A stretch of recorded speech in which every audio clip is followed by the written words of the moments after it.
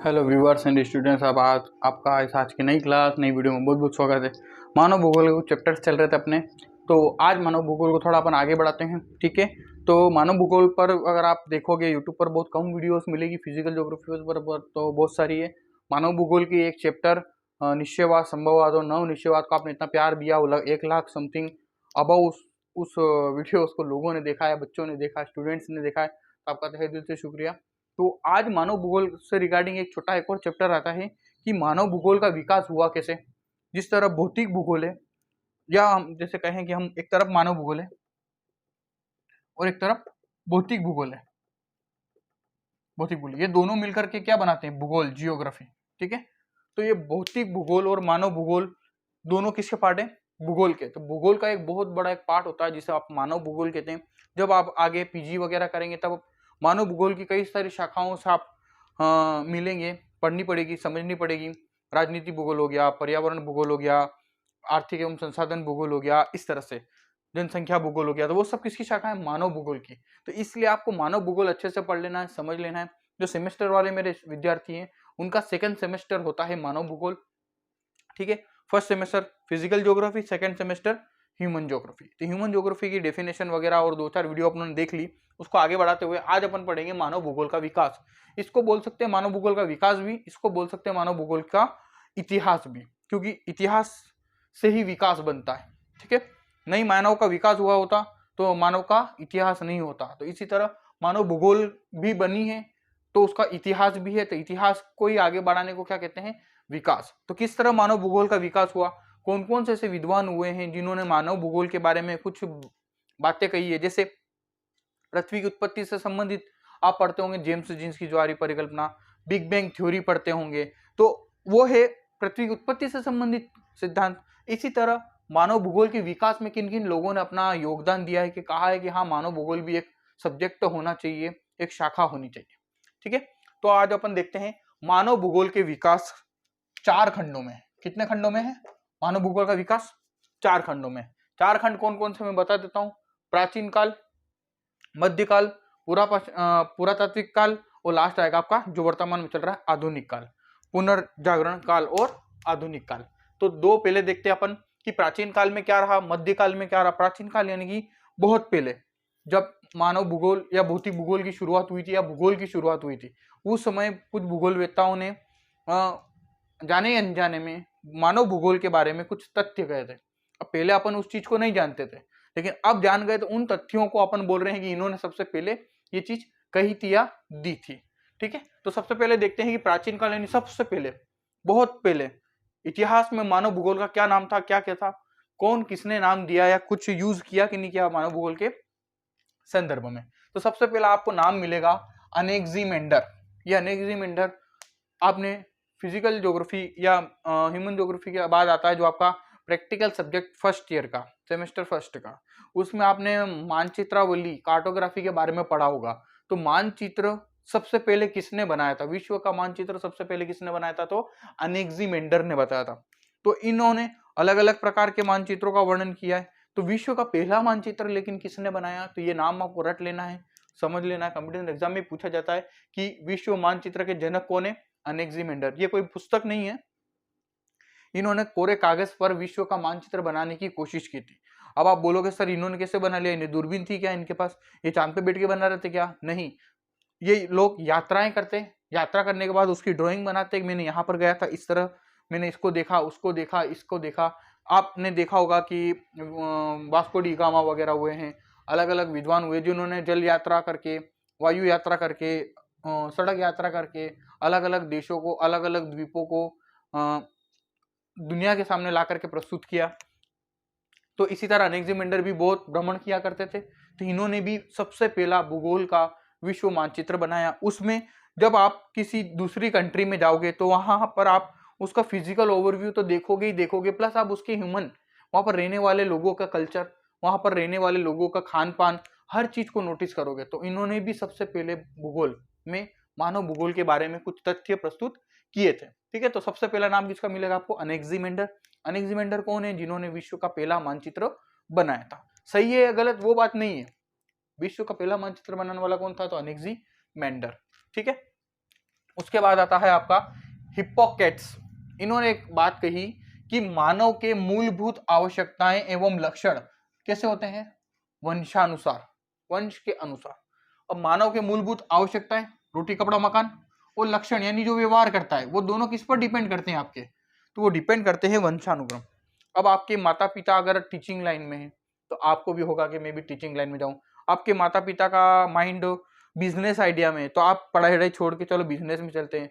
जिस जो वातावरण आपको मिला है वही वातावरण अंदर आपके डेवलप्ड हो जाता है, ठीक है। वो एक्सेप्शन कुछ रहते हैं 100 में से 2-4, तो वो बात नहीं कर रहा हूं मैं, लेकिन अधिकतर क्या होता है, जो वंश अनुसार चल रहा है वही आपकी आवश्यकता है, वही आपका लक्षण है।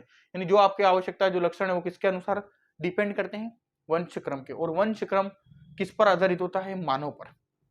तो मानव भूगोल के बारे में हिप्पोक्रेट्स ने कुछ इस प्रकार के तथ्य प्रस्तुत किए हैं। क्वेश्चन आपका ये बन सकता है लघुत्तरात्मक में कि मानव भूगोल के विकास पर रोशनी डालिए, या मानव भूगोल के विकास का बारे में बताइए। तो ये ही आपको लिखने हैं। 4 आपको उसको इरा में बांट देना, 4 उसको खंडों में बांट देना, प्राचीन काल, मध्यकाल, पुनर्जागरण काल और आधुनिक काल। तो ठीक है, तो पुरानी बात कर रहे हैं तो सबसे पहले अपने देखा एनेक्सिमेंडर विश्व मानचित्र बना दिया, ठीक है सर। फिर हिप्पोक्रेट्स महोदय इन्होंने कहा कि जो आवश्यकताएं और लक्षण होते हैं मानव के, वो किस पर आधारित होते हैं, वंशानुक्रम। और वंशानुक्रम किससे संबंधित है, मानव से, इसीलिए इसको मानव भूगोल के अंतर्गत सम्मिलित किया गया। इसके बाद आते हैं आपके मेन कौन, अरस्तु महोदय, एरिस्टोटल जिसे बोलते हैं इंग्लिश में। इनकी पुस्तक का नाम है रिपब्लिक। रिपब्लिक कौन सी पब्लिक, रिपब्लिक। इन्होंने भी मानव भूगोल के संदर्भ में इस पुस्तक में लिखा है कि मानव दूसरी जातियों और दूसरे के साथ व्यवहार करता है धरातल पर। क्या करता है, धरातल पर, यानी धरातल पर ही व्यवहार करेगा मानव। प्रकृति और मानव के बीच संबंधी क्या कहलाते हैं, मानव भूगोल, ठीक है। याद रखना अरस्तु, और अरस्तु को क्या कहा जाता है, विज्ञान का जनक। विज्ञान का जनक किसे कहता था, एरिस्टोटल। अरस्तु को, उसकी पुस्तक का नाम क्या है, रिपब्लिक। इसी में इन्होंने मानव भूगोल के बारे में कथन प्रस्तुत किए हैं। इसके बाद आपके बाद आती है थियोक्रेट्स। क्या नाम है, थियोक्रेट्स। इनको बोला जाता है वनस्पति भूगोल का जनक। क्या कहा जाता है, वनस्पति भूगोल का जनक। देखो इसमें आपके जीके के क्वेश्चन भी इंक्लूड हो रहे हैं, इसलिए मैंने ये आपको बोर्ड पर समझाने की कोशिश की, वरना ये लेक्चर मेथड होता है मानव भूगोल में, ज्यादा कुछ समझाने का होता नहीं, पर ये चीज आपको समझाने के लिए, इसलिए कि आपको पता पड़ सके कि विश्व मानचित्र किसने बनाया, फिर विज्ञान का जनक कौन है, थियोक्रेट्स, वनस्पति भूगोल के जनक। अभी वनस्पति भूगोल किसका पार्ट होती है, मानव भूगोल का, मैंने अभी आपको बताया जैसे, ठीक है। तो वनस्पति भूगोल के जनक कौन है, थियोक्रेट्स। इसमें भी इन्होंने मानव संबंधी व्यवहारों को प्रदर्शित किया है, ठीक है। फिर आपके आते हैं अगले हेरोडोट्स। कौन है, हेरोडोट्स महोदय। हेरोडोट्स महोदय को क्या कहा जाता है, विश्व इतिहास का जनक। देखो विज्ञान का जनक अरस्तु, विश्व इतिहास का जनक आपका हेरोडोट्स। कौन है, हेरोडोट्स। इन्होंने एशिया, यूरोप और लीबिया, ठीक है, इन 4 को क्या बताया था, कॉन्टिनेंट बताया था। 4 कॉन्टिनेंट का जिक्र किया किसने, हेरोडोट्स ने अपने विश्व इतिहास के अंतर्गत, ठीक है। तो ऑस्ट्रेलिया, सॉरी, एशिया, यूरोप और लीबिया, 3 इन्होंने बात बताई किसने, हेरोडोट्स महोदय ने। फिर आता है हिक्केटियस, मोस्ट आईएमपी। अब आपके मन में सवाल आएगा जिन्होंने आधी जानकारी है कि हिक्केटियस को क्या कहा जाता है, भूगोल का जनक। अब भूगोल का जनक, अब आदो को पता होगा सर, इरेटोस्थनीज है। हाँ इरेटोस्थनीज है, लेकिन अगर सवाल क्या है, भूगोल का जनक कौन है, तो हिक्केटियस, फादर ऑफ ज्योग्राफी, हिक्केटियस। लेकिन पहली बार भूगोल शब्द का प्रयोग करने वाला कौन था, तो वो इरेटोस्थनीज। देखो भूगोल शब्द का प्रयोग का नाम आए तो इरेटोस्थनीज, भूगोल के पिता का नाम आए तो हिक्केटियस। ये दोनों अलग अलग क्वेश्चन है, अलग अलग आंसर है। पिता पूछे तो हिक्केटियस, और पहली बार भूगोल शब्द का प्रयोग या ज्योग्राफी शब्द का प्रयोग करने वाला कौन था, तो सॉरी, इरेटोस्थनीज। समझ गए, ये पूरा काल कहलाता है आपका प्राचीन काल, ठीक है। इस प्राचीन काल में ये 5-6 जने आपको याद रखने हैं, अलेक्जेंडर, हिप्पोक्रेट्स, अरस्तु, थियोक्रेट्स, हेरोडोट्स और हिक्केटियस, ठीक है। हिक्केटियस भूगोल के जनक, हेरोडोट्स विश्व इतिहास के जनक, अरस्तु विज्ञान का जनक, पुस्तक रिपब्लिक, थियोक्रेट्स वनस्पति भूगोल के जनक, और आपके अलेक्जेंडर विश्व मानचित्र के जनक। इन सबों ने कहीं ना कहीं अपनी पुस्तक, अपनी विचारधारा, अपना सिद्धांत में मानव भूगोल के बारे में कुछ बताने की कोशिश की है, यही तथ्य हमें देखने को मिलते हैं। इसके अलावा हमारे पास कोई तथ्य प्रामाणिक नहीं है कि इसने भूगोल या इसने मानव भूगोल के बारे में कहा है। ठीक है, ये चीज आपको ध्यान रखनी है। अगला आता है मध्यकाल। अब मध्यकाल को क्या कहा जाता है? अंधकार युग, डार्क एज। क्या कहा जाता है? Dark age. अब डार्क एज क्यों कहा जाता है? क्योंकि ये जो प्राचीन काल है और प्राचीन काल से लेकर के मध्य काल के बीच का एरिया या जो काल क्रम है वो बहुत लंबा था। और इस बहुत लंबे काल क्रम में मैंने आपको 6 व्यक्तियों के नाम लिखवाए। बहुत लंबा यानी इन द सेंस बहुत लंबा, 2-4 साल की बात नहीं होती है, सालों की बात होती है, मतलब एरा गुजर जाता है। ठीक है, तो मध्यकाल और प्राचीन काल में बहुत डिफरेंस है, बहुत दूरी है, इस कारण इसे अंधकार युग कहा जाता है। अब इसको अरब युग भी कहा जाता है। क्यों? क्योंकि इस अंधकार युग में कुछ अरब भूगोलवेत्ता हुए हैं जिन्होंने मानव भूगोल के बारे में बताने की कोशिश की है, मानचित्रों के बारे में बताने की कोशिश की है, वनस्पति भूगोल के बारे में बताने की कोशिश की है। कहीं ना कहीं वो इंटरसेक्शन है, इंटरलिंक्ड है किससे? मानव भूगोल से। तो पहला कौन सा अरब भूगोलवेत्ता है? अल मसूदी। दूसरा कौन है? Ibn Battuta. अब इब्न बतूता, अल मसूदी का नाम भी आपने सुना होगा। ठीक है, और ये मेन बात तो कौन सी है? इब्न बतूता की। अरब भूगोल का जनक किसे कहा जाता है? इब्न बतूता को। एस्ट्रोनॉमी जो जानते हो आप, जो आपके क्या कहते हैं, ये नक्षत्र वगैरह जो होते हैं, इसमें ये अरब लोग बहुत माहिर थे। क्यों माहिर थे? क्योंकि इनके सामने जो वातावरण है या जो आकाश होता था वो खुला होता था, क्योंकि वहां पर बादल बनना है, दूसरी घटनाएं घटित होना नहीं होती थी, तो उनको स्वच्छ आकाश मिलता था दिन में भी और रात में भी। और तारों को देखने के लिए स्वच्छ आकाश की बहुत आवश्यकता होती है। तो इनके पास एक भौगोलिक, नीचे धरातल तो अच्छी नहीं थी लेकिन आकाश बहुत साफ था। धरातल अच्छी नहीं मतलब नीचे रेगिस्तान था। ठीक है, तो आकाश साफ होने की वजह से इनको खगोल शास्त्र और ये जो आपके होते हैं नक्षत्रों के बारे में अच्छे से नॉलेज था, दिशाओं का ज्ञान था। ठीक है, तो इब्न बतूता को क्या कहा जाता है? अरब भूगोल का जनक। तो अरब में भूगोल लाने का श्रेय किसे जाता है? इब्न बतूता को। फिर आता है अल इदरीसी। अब इस अल इदरीसी भाई साहब ने क्या किया? चांदी की ढाल पर विश्व मानचित्र उकेर दिया। चांदी की ढाल यानी चद्दर, जैसे मान लो चांदी की चद्दर ले ली और इस पे इसी तरह से करते हुए विश्व के मानचित्र को दर्शा दिया। ठीक है, तो विश्व के मानचित्र को चांदी की ढाल पर प्रथम बार दर्शाने वाला व्यक्ति कौन था? अल इदरीसी। कौन था? अल इदरीसी। इसके बाद आता है अल बरूनी। इसकी किताब का नाम याद रखना है आपको, किताब उल हिंद। क्या नाम है इसकी किताब का? किताब उल हिंद। ये कंपटीशन एग्जाम में भी बहुत बार पूछा गया है कि किताब उल हिंद किसने लिखी? तो अल बरूनी ने। या अल बरूनी की पुस्तक का नाम, बुक का नाम क्या है? तो किताब उल हिंद। इसके बाद आता है एक, ये अरब भूगोलवेत्ता नहीं है, एक्सेप्शन है, कहीं और के हैं, मर्केटर। यह मर्केटर, इन्होंने प्रक्षेपों के अंतर्गत काम किया है। प्रक्षेप समझते हो? प्रोजेक्शन। सेकेंड ईयर में आप क्या आएगा, उसमें आपको पढ़ना पड़ेगा मर्केटर स्केल। ठीक है, मर्केटर प्रक्षेप। तो मर्केटर प्रक्षेप में आपको इस तरह से पूरा जालनुमा बनता है, और जो मानचित्र आप अपनी नक्शों में देखते हो, यानी कि जो वर्ल्ड मानचित्र या संसार का नक्शा देखते हो, वो मर्केटर स्केल का ही रूप होता है, या मर्केटर मानचित्र या मर्केटर प्रक्षेप का ही एक हिस्सा होता है। बिना मर्केटर के आप मानचित्र प्रक्षेप नहीं बना सकते हो। ठीक है, तो ये प्रमुख भूगोलवेत्ता किस में हुए हैं? मध्यकाल। याद रखना, किस युग को मध्यकाल, किस युग को अंधकार युग के नाम से जाना जाता है मानव भूगोल के अंतर्गत? तो मध्यकाल को। ठीक है, इसे अरब युग भी कहा जाता है क्योंकि इसमें बहुत अधिक अरब भूगोलवेत्ता हुए हैं। अंधकार युग क्यों कहा जाता है? क्योंकि प्राचीन काल और मध्यकाल के बीच में बहुत अधिक डिफरेंस था, दूरी थी। ठीक है, ये 4-5 भूगोलवेत्ताओं के नाम याद रखना, सब अरबी हैं। अरबी यानी कि अरब, सऊदी अरब से रिगार्डिंग करते हैं, इराक ईरान के पास वाले थे। अल मसूदी, इब्न बतूता, अरब भूगोल का जनक। अल इदरीसी, चांदी की ढाल पर विश्व मानचित्र उकेरने वाला पहला व्यक्ति। अल बरूनी, किताबुल हिंद और मर्केटर। ये आपको नाम याद रखने थे। ये हुए 2 युग, कौन कौन से? प्राचीन काल और एंशिएंट पीरियड बोलते हैं प्राचीन काल को, आपको पता ही होगा, इंग्लिश मीडियम सीबीएसई वाले मेरे छात्र। मध्यकाल, मिडल एज। ठीक है, तो ये 2 युग है। इसके अलावा दो युग और होते हैं, पुनर्जागरण और आपका वर्तमान युग। ठीक है,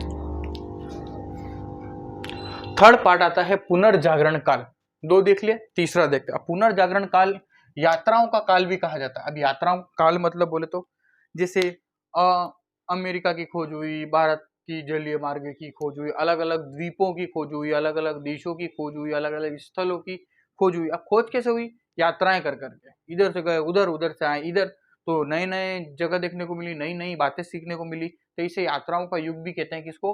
पुनर्जागरण काल को। ठीक है, अब इसमें किसने कहाँ यात्रा करी और कौन क्या मिल गया, वही मैंने, और उसी को मानव भूगोल के अंतर्गत सम्मिलित किया गया। अब मैं यहाँ से अगर कहीं जाऊं और मुझे नया आइलैंड दिखे, नया द्वीप दिखे, अब मैं वहां का भौगोलिक स्थान माना कि जैसे कि ये भारत है अपना, ये भारत से मैं यहाँ लक्षद्वीप में हूँ, अब लक्षद्वीप से मैं 100-500 किलोमीटर इधर चला गया और कोई सा नया मुझे द्वीप दिख गया, अब मैंने इसका नाम रख दिया इमरान द्वीप। ठीक है, अब द्वीप का नाम तो रख दिया, अब मुझे इसकी स्थिति भी बतानी होगी, ये लक्षद्वीप से पश्चिम में है, गुजरात से नीचे है, इस तरह से। ये तो बताने के साथ साथ मुझे ये भी बताना पड़ेगा वहां पर किस प्रकार के लोग निवास करते हैं, किस प्रकार के मानव निवास करते हैं। तो वो मानव का जब कनेक्शन आएगा भूगोल के अंतर्गत, वो सीधा मानव भूगोल के अंतर्गत चला जाता है। तो जब अलग अलग विद्वानों ने, अलग अलग वैज्ञानिकों ने, अलग अलग दार्शनिकों ने जब भ्रमण किया, यात्राएं की, तो अलग अलग स्थानों की खोज की। अलग अलग स्थानों की खोज के साथ साथ उन्होंने अलग अलग मानव की भी खोज की। यहाँ पर इस प्रकार की सभ्यताएं रहती है, यहाँ पर इस प्रकार के मानव रहते हैं, ये इस कल्चर को फॉलो करते हैं, ये इस कल्चर को फॉलो करते हैं। तो कल्चरिक एक्टिविटीज को मानव भूगोल के अंतर्गत सम्मिलित किया जाता है। ठीक है, तो पुनर्जागरण काल में क्या हुई? यात्राएं। अब किसने कहाँ की यात्रा करी? वास्को डी गामा, नाम बताने की जरूरत नहीं है, आपने बहुत बार सुन रखा है। इसने भारत की खोज नहीं की थी। वास्को डी गामा ने भारत की खोज नहीं की, बल्कि भारत आने के लिए या भारत से कहीं जाने के लिए जल मार्ग की खोज की है। किसकी खोज की है? जल मार्ग की खोज की है। और कंपटीशन एग्जाम में ये क्वेश्चन आया था कि वास्को डी गामा सबसे पहले किस तट पर आया था भारत में? तो वो कालीकट तट पर। ठीक है ना, किस तट पर आया था? कालीकट तट पर। ये कंपटीशन एग्जाम में पूछा गया क्वेश्चन है। तो वास्को डी गामा ने भारत आने वाले जल मार्ग की खोज की थी, न कि भारत की खोज की थी। ठीक है, अब ये इधर जल मार्ग से क्यों आया? ऊपर से घूम घुमा के अरब होते हुए आ जाता, लेकिन अरब लोगों ने इसको आने नहीं दिया और कालीकट बंदरगाह पर आ गया और इसका स्वागत किया गया राजाओं द्वारा। ये नहीं करना था, यही किया तो आगे चल करके अब अंग्रेज भी आए, अंग्रेज भी रहे और बहुत साल राज किया। इसी को ही नहीं आने दिया होता तो वसुदेव कुटुंबकम की अपनी जो पॉलिसी है बहुत अच्छी है, पर कभी कभी उसकी वजह से अपनों को बहुत हानि भी देखने को मिली है। ठीक है, तो ये अरब देश घूम के नहीं आए, क्योंकि अरबियों ने उनको आने नहीं दिया। तो वो पूरा रास्ता घूम के हिंद महासागर होते हुए, अरब की खाड़ी होते हुए, अरब सागर होते हुए कहां पर आए? भारत। कौन आया सबसे पहले? Vasco D gamma. अगला है आपका कोलंबस, क्रिस्टोफस कोलंबस, नाम सुना होगा। इसने अमेरिका या नई दुनिया की खोज की थी। इस अमेरिका का नाम अमेरिका ना होकर के पहले क्या था? नई दुनिया। इसने क्या नाम रखा था? नई दुनिया। बाद में यहां पर कौन गया? अमेरिकी वेस्पुस्की। कौन गया? अमेरिकी वेस्पुस्की। और अमेरिकी वेस्पुस्की के नाम पर ही अमेरिका का नाम क्या पड़ा? अमेरिका पड़ा। उससे पहले उसका नाम क्या था? नई दुनिया। और नई दुनिया की खोज किसने की थी? क्रिस्टोफस कोलंबस ने। ठीक है, ये किस काल की बात हो रही? पुनर्जागरण काल की। अगला है आपका मैगलेन। इसने विश्व का भ्रमण किया था नाव के द्वारा या जल मार्ग के द्वारा। विश्व में पहली बार नाव के द्वारा या जल मार्ग के द्वारा भ्रमण करने वाला व्यक्ति केवल कौन है? मैगलेन महोदय। कौन है?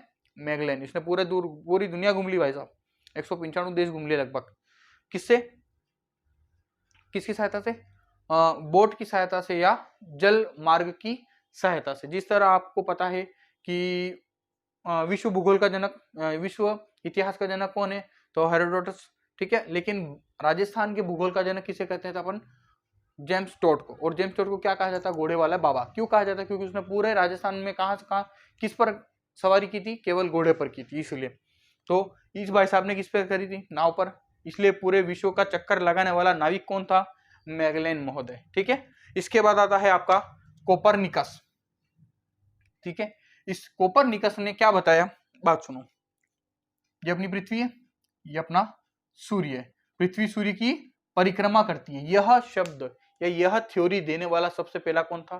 कोपरनिकस। पहले यूं कहते थे भाई साहब, सूर्य घूमता है, पृथ्वी स्थिर है। ये सूर्य ये घूमता है पृथ्वी के चारों ओर, इसलिए हमें कभी दिखता है कभी नहीं दिखता, ऐसा कहते थे पहले भूगोलवेत्ता। लेकिन कोपरनिकस ने यह सिद्ध किया कि पृथ्वी सूर्य की परिक्रमा करती है, न कि सूर्य पृथ्वी की परिक्रमा करता है। तो ये आईएमपी है, याद रखने लायक चीज है। ठीक है, तो कोपरनिकस ने सबसे पहले क्या कहा कि पृथ्वी सूर्य की परिक्रमा करती है, न कि सूर्य पृथ्वी की परिक्रमा करता है। इसी दौर में एक भाई साहब हुए अपने न्यूटन, सेब वाले, बाबा न्यूटन ने क्या दिया, गुरुत्वाकर्षण बल। बच्चे को पता है, बताने की जरूरत नहीं है। इसके बाद आते हैं केपलर महोदय। कौन आए, केपलर महोदय। इन केपलर महोदय ने बताया कि यह जो पृथ्वी घूम रही है सूर्य के चारों ओर, यह एक दीर्घ वृत्ताकार, यह कैसे घूम रही, दीर्घ वृत्ताकार अक्ष में घूम रही है या ध्रुव में घूम रही है। ठीक है, वृत्त पूरा नहीं है, दीर्घ वृत्ताकार रूप में परिक्रमा करती है सूर्य की। कौन, पृथ्वी। ये किसने कहा है, केपलर ने। और कोपर ने क्या कहा है, कोपरनिकस ने, कि पृथ्वी सूर्य की परिक्रमा करती है। लास्ट में आते हैं आपके गैलीलियो महोदय। इनका भी नाम आपने सुना होगा। गैलीलियो महोदय ने टेलीस्कोप का आविष्कार किया था, या दूरबीन का आविष्कार किया था, जो बहुत बड़ी है, जाइंट है, जाइंट समझते, बहुत बड़ी। उसका आविष्कार कब किया था, 1609 ईस्वी में। और इन्होंने ही फिर कहा कि पृथ्वी ही नहीं वरन सभी के सभी ग्रह सूर्य की परिक्रमा करते हैं। सबसे पहले सूर्य की परिक्रमा करता है पृथ्वी, किसने कहा, कोपरनिकस। फिर केपलर महोदय आए, उन्होंने कहा कि भाई साहब घूमता तो है सूर्य, पृथ्वी सूर्य की परिक्रमा तो करती है, लेकिन दीर्घ वृत्ताकार इलेक्ट्रिक ऑर्बिट में करती है। ठीक है, उसके बाद आए गैलीलियो महोदय, उन्होंने दूरबीन का आविष्कार किया। उन्होंने देखा कि भाई साहब पृथ्वी ही अकेली नहीं घूम रही है, वरन ये जितने भी सौर मंडल में ग्रह हैं, सभी के सभी किसकी परिक्रमा कर रहे हैं, सूर्य की। ये कहने वाले कौन थे, गैलीलियो महोदय। ठीक है, तो ये चीज आपको याद रखनी है। और इन सभी में कहीं ना कहीं मानव भूगोल के बारे में जिक्र आता है, देखने को मिलता है। इसके बाद अंतिम युग आता है आपका, जो वर्तमान में चल रहा है। क्या बोलते हैं इसको, आधुनिक युग। अब वर्तमान युग में अलग अलग जगह के अलग अलग भूगोलवेत्ता हुए हैं। जर्मनी के अलग हुए हैं भूगोलवेत्ता, फ्रांस के अलग हुए हैं, ब्रिटेन के अलग हुए हैं, अमेरिका के अलग हुए हैं। तो मैंने आपको अलग अलग लिख दिए ताकि आपको याद रहे। इनकी थ्योरी कहीं ना कहीं आपने पढ़ रखी होगी, क्योंकि ये वर्तमान से संबंधित है। ठीक है, तो जर्मन कौन कौन से भूगोलवेत्ता हुए हैं जिन्होंने मानव भूगोल या भूगोल के बारे में कुछ कहा है। इमानुएल कांट, कांट की वायवीय संकल्पना आपने पढ़ी होगी। हम्बोल्ट, ठीक है, Carl Ritter, Ratzel, Friedrich Ratzel और रिचटोफन। ठीक है, फ्रेडरिक रेडजेल आपने आगे भी पढ़ा होगा। ठीक है, इमानुएल कांट की वायवीय परिकल्पना है। इनमें कहीं ना कहीं इन्होंने मानव भूगोल के बारे में भी प्रकाश डाला। ये किसमें आते हैं, वर्तमान या आधुनिक युग में।